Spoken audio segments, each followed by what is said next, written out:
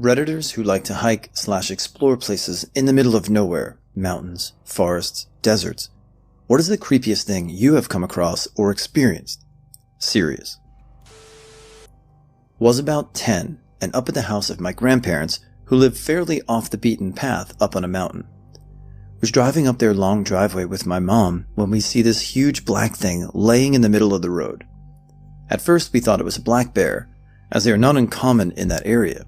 As we get closer to it, it doesn't move, and we realize that this animal is most likely dead. It's so big that we can't drive around it without going off of the driveway, so we stop and get out to get a closer look. It's not a bear, it's a fucking porcupine. Now at this point in my life, I thought that porcupines didn't get much bigger than a hedgehog. I was wrong. This thing was absolutely massive. Even my mom, who was no stranger to seeing the wildlife of the area, was floored by the sheer size of this animal.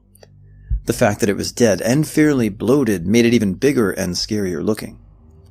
I was absolutely traumatized. I would have been less scared if it actually was a bear. My grandpa ended up having to heave it off of the road with one of his huge farming tools, and I have a healthy fear of porcupines to this day. Long story short, I snuck into a woods as a child and was stalked by a carnivorous animal. I nearly wet myself. When I was young, I was walking around my backyard during late spring/early summer. I have a fairly large woods in the backyard and often took strolls alone, even though I wasn't supposed to. We had no trails, so my family feared I would get lost or shot at by one of our crazy neighbors. On that day, I was walking back to my house when all of a sudden, I heard something thrashing about whenever I was walking. The odd thing about it was that whenever I stopped moving, so would the thing that was jumping or frolicking about. At first I doubted myself, but it kept happening. I would move and the rustling would happen over and over again. Fortunately, I recognized this movement from documentaries, books, and the like, and was familiar with animal stalking/hunting tactics. With this information in mind, I took a few steps again just to make sure, and the pattern repeated. When I moved, it moved closer. When I froze, it froze. Needless to say, this would be enough to make a grown man's heart begin to tremble, and here I was only about 14, by myself in the woods I wasn't supposed to be in. As a shiver wiggled down my spine, I concluded some sort of wild feline was following me, likely a bobcat or a cougar, considering the state I live in. I knew my best chance to make this beast stop following me was to face it and walk backwards. So I did. If I'm looking at the creature and it's stalking me, it won't move when I face it to avoid being noticed, I thought to myself. After thinking I was in the clear, I turned around and started walking normally, but I could hear the animal take a few lunges through the brush and catch up with me. I turned to face the creature and walked the rest of the way out of the woods backwards. Granted, I got poked by nettles and ran into a few trees, but at least the animal didn't follow me. Once I was a decent way into my yard and beside my dog, I spun around and ran into the house and told no one what happened, in fear I would be lectured for sneaking off into the woods alone.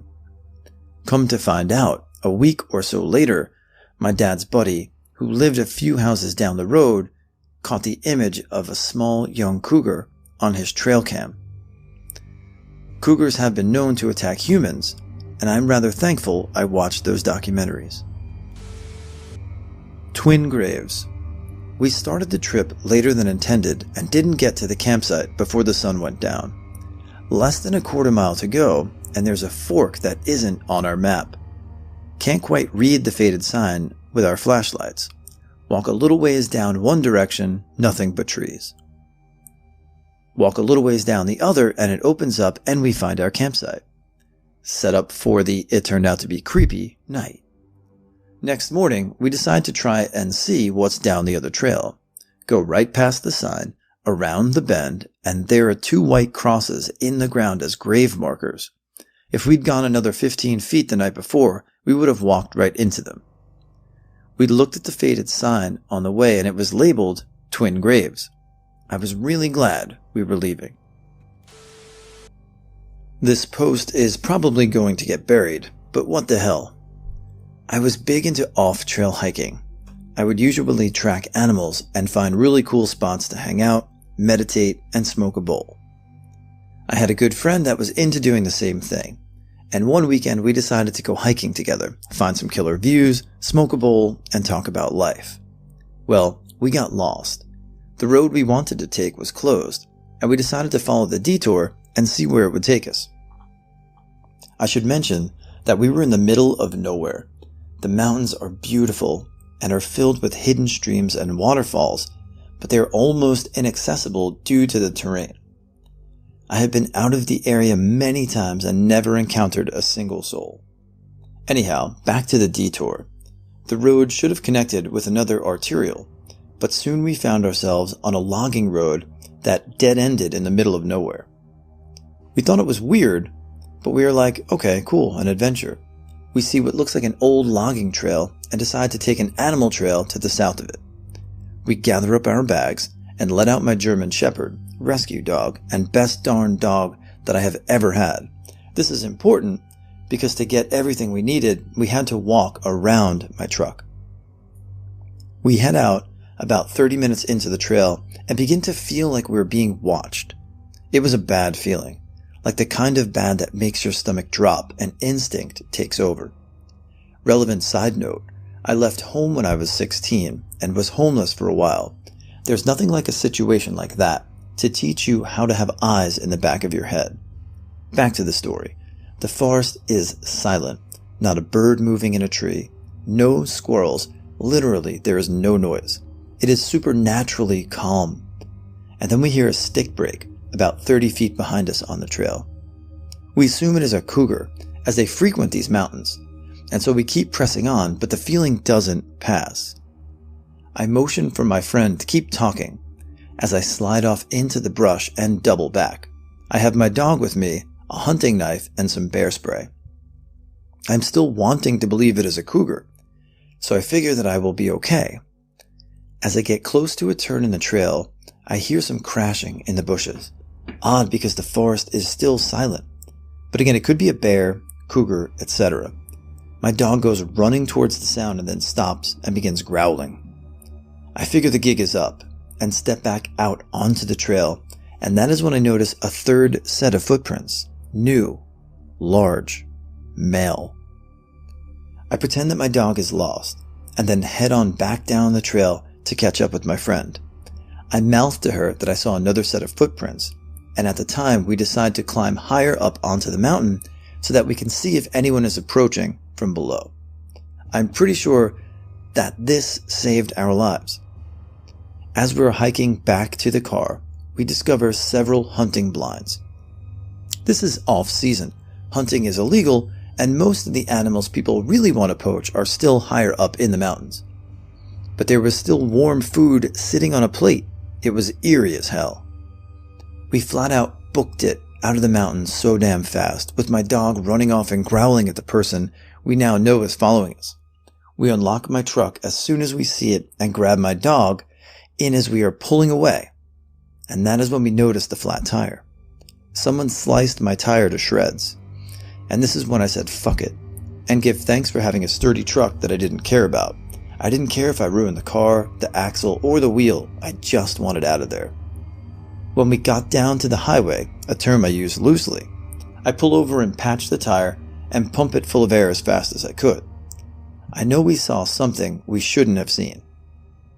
We made it to a gas station, just barely, also very creepy, complete with the old man and dusty cans of beans, change the tire, and then drive as fast as we can back into cell range when we call the cops. I don't think they believed us. I'm pretty sure they thought it was an animal, but people go missing in the woods all the time around here, especially in that area. I didn't know this until I got home and did some research. This was the end of my off-trail hikes. I now only go on heavily populated trails with a group of people and always leave the name of the hike and a map along with my expected return time with my best friend. It isn't nearly as enjoyable, but it sure is a heck of a lot safer. Moral of the story, trust your instincts. Tell someone where you are going and when you will be back. Carry bear spray and your survival pack.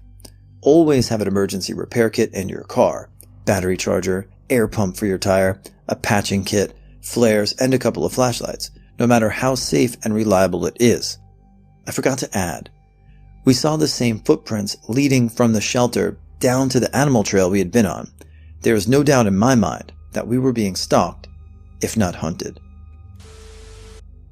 A few years ago, I went hiking up at the abandoned mountain park in Holyoke with my cousins and aunt.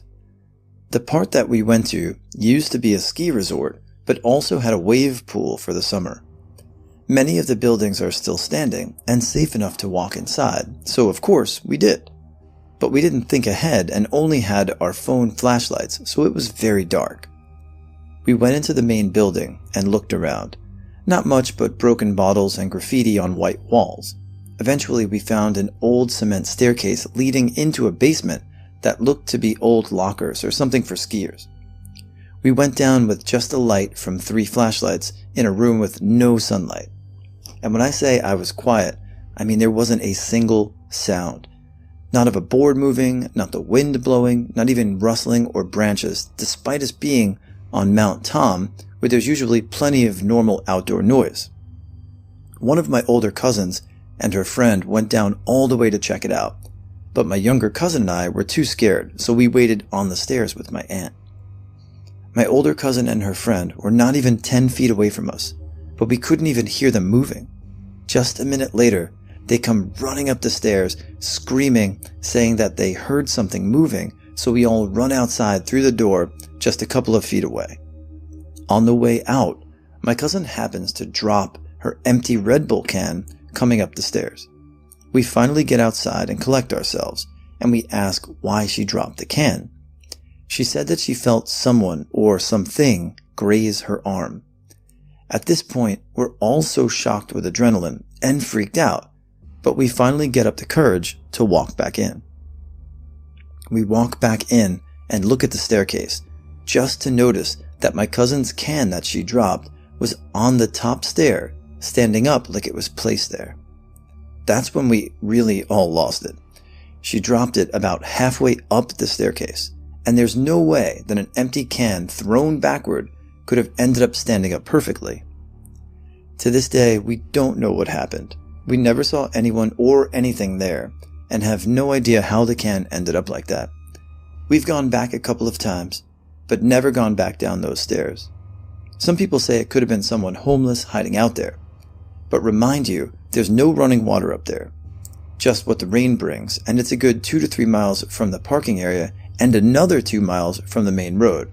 That'd be a lot of walking every day to find food or water. People did die at this park when it was running, and many were injured. My POV is that it was a ghost. I'm sure many will think I'm crazy, but there's no way that what happened by itself, whatever you want to call it.